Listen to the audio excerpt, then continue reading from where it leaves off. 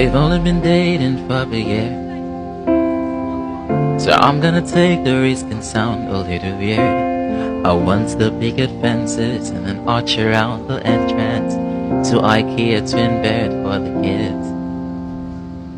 It's normal to be a little scared, so I'm gonna bend the rules and play some truth or dare. So ask me any question, I don't really care. The only thing I care about is if you meet me there.